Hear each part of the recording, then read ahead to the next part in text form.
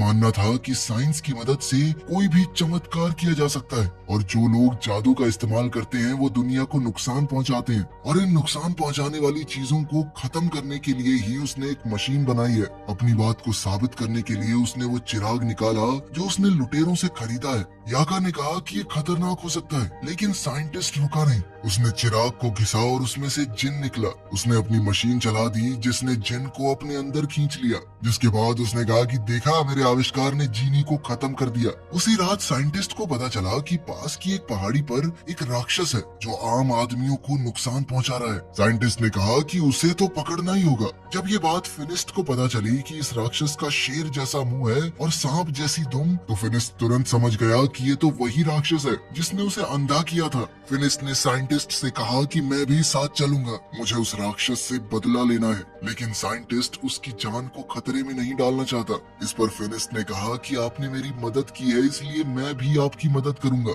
इसके बाद साइंटिस्ट ने फिनिस्ट को एक गैजेट दिया जिसे अगर राक्षस के पास रखा जाए तो वो खुद ही उसमें कैद हो जाएगा। रात को बाबा यागा इस साइंटिस्ट की लैब में घुस गई। वो यहाँ से उस केमिकल को पीना चाहती थी ताकि वो भी हमेशा जवान रहे, लेकिन साइंटिस्ट ने उसे पकड़ लिया और कहा कि अगर तुम लोग राक्षस को लाने में कामयाब हो गए तो मैं खुद ही तुम्हें उस केमिकल का थोड़ा हिस्सा दे दूंगा। अगले दिन जब वो सभी लोग जाने के लिए तैयार हुए तो साइंटिस्ट ने उन्हें अपनी स्पेसशिप दिखाई जिसकी मदद से वो वहाँ बहुत जल्दी पहुँच सकते हैं। उसने उन सबको उसे चलाना सिखाया। जाने से पहले साइंटिस्ट ने कहा कि मुझे वो राक्षस जिंदा चाहिए। साइंटिस्ट ने फिनिस्ट के हथियार को भी बेहतरीन बना दिया था। अब उसमें एक बटन था जिसे दबाते ही वो सब किया जा सकता है जो एक मामूली हथियार पहले नहीं कर पाता। अब उन्होंने उस उड़न तश्तरी में बैठकर अपना सफर शुरू किया और जल्द ही ये लोग उस पहाड़ी पर पहुंच गए जहां वो राक्षस है। काफी देर तक ढूंढने के बाद आखिरकार फिनिस्ट को उस राक्षस के पांव के निशान मिल गए। वो निशान एक गुफा के अंदर जा रहे थे।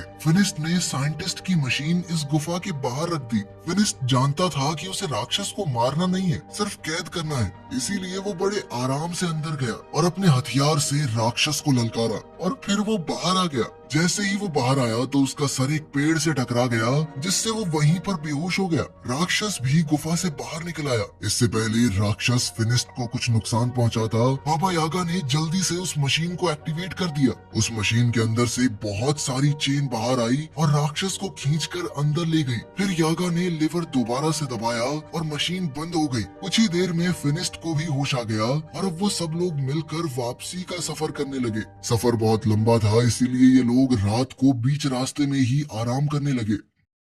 रात को पिंजरे से फिनिस्ट को एक लड़की की आवाज सुनाई दी। वो पिंजरे को खोलने लगा। बाबा यागा ने उसे ऐसा करने से रोका, लेकिन वो नहीं रुका। जब पिंजरा खुला तो अंदर वही राजकुमारी थी जो टावर के अंदर फिनिस्ट को मिली थी। बाबा यागा ने कहा कि इसका मतलब ये राजकुमारी ही वो राक्षस है। यागा ने कहा कि इसे बाहर निकालना काफी खतरनाक हो सकता है, लेकिन फिनिस्ट उनकी बात सुनने को तैयार ही नहीं था क्योंकि शहजादी पर उसका दिल आ गया था। जैसे ही फिनिस्ट ने राजकुमारी की तरफ हाथ बढ़ाया, बाबा यागा ने उसे धक्का दे दिया और पिंजरे को बंद कर दिया। राजकुमारी ने बताया कि मैंने तुम्हारा हाथ इसलिए नहीं पकड़ा क्योंकि मेरे ऊपर एक श्राप है। अगर कोई भी आदमी उसे छुएगा तो वो राक्षस में बदल जाएगी। राजकुमारी ने कहा कि मैं बुरी नहीं हूँ। वो तब तक किसी को नुकसान नहीं पहुँचाती जब तक सामने से कोई हमला न करे, ताकि मेरी वजह से किसी को नुकसान ना हो। मैं तो यहाँ अकेली पहाड़ों में रहती हूँ, लेकिन इंसान उसे यहाँ भी जीने नहीं देते। इसके बाद हमने देखा कि साइंटिस्ट ने एक किसान की बिल्ली चुराई थी। किसान ने उससे भीख मांगी कि ये बिल्ली किसी का कोई नुकसान नहीं करती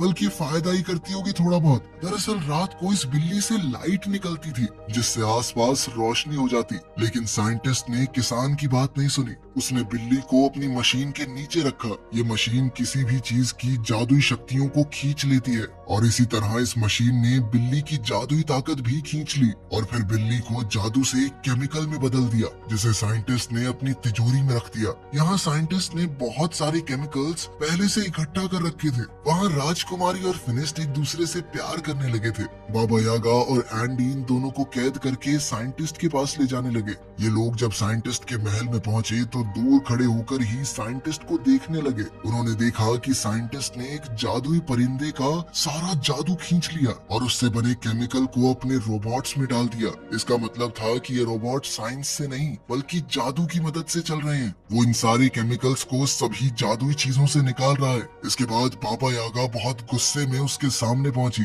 उसने कहा कि तुम झूठे हो, ये रोबोट कोई आविष्कार